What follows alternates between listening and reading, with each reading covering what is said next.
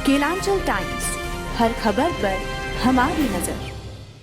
पर्याप्त सबूत जांच में बाधा डाली हेमंत सोरेन की याचिका पर ईडी का जवाब। जमीन घोटाले मामले में झारखंड के पूर्व मुख्यमंत्री हेमंत सोरेन को आज भी सुप्रीम कोर्ट से राहत नहीं मिली। कल फिर इस मामले में शीर्ष अदालत में सुनवाई होगी। सोरेन ने अपनी गिरफ्तारी की शीर्ष अदालत में चुनौती दी है, लेकिन लोकसभा चुनाव में प्रचार प्रसार के लिए अंतिम जमानत की मांग की है। लोकसभा चुनाव में प्रचार प्रसार के लिए झारखंड के पूर्व मुख्यमंत्री हेमंत सोरेन को आज भी सुप्रीम कोर्ट से अंतरिम जमानत नहीं मिली। कल यानी कि बुधवार को फिर इस मामले में सुनवाई होगी। सुनवाई के दौरान सोरेन के वकील कपिल सिब्बल ने कहा कि मैं कल इस पर आगे दलील पेश करना चाहूंगा।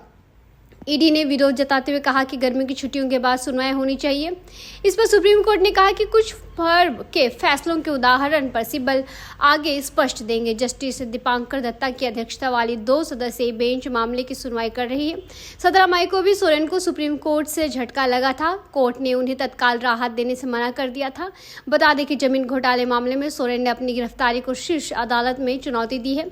सोरेन को ईडी ने 31 जनवरी को रांची से गिरफ्तार किया था। सोरेन की तरफ दलीलें पेश करते हुए उनके वकील सिब्बल ने कहा कि कुल 12 भूमि के टुकड़े हैं और मैं उस समय 4 साल का था जब इन भूमि का हस्तांतरण हुआ।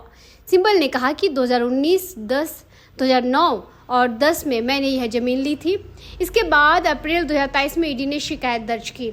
इस बीच किसी ने भी शिकायत नहीं की। वहीं ईडी की तरफ से एएसजी राजू ने कहा कि वह केवल वही पढ़ रहे हैं जो उनके लिए सुविधाजनक है।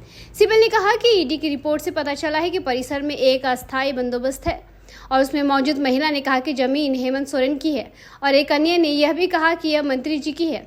इस पर राजू ने कहा कि सिब्बल साहेब नहीं बताएंगे कि विवाद क्या है।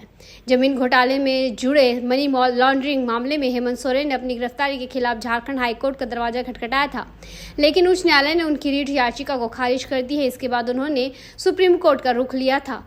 17 मई को उन्हें यह से भी झटका लगा। कोर्ट से राहत देने से इनकार कर दिया और कहा कि इस मामले में 21 मई को अगली सुनवाई करेंगे। 31 जनवरी को ईडी ने किया था गिरफ्तार। ईडी ने सोरेन को जमीन घोटाले में 31 जनवरी को गिरफ्तार किया था।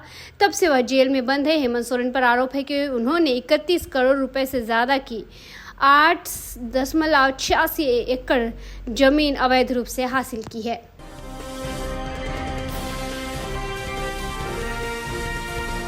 केलांचल टाइम्स, हर खबर पर हमारी नजर।